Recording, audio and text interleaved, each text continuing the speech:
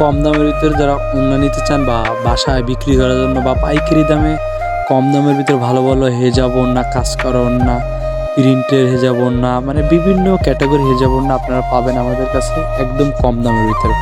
Quality সম্পন্ন জিনিস, দেখতে সুন্দর, পরতে আরাম।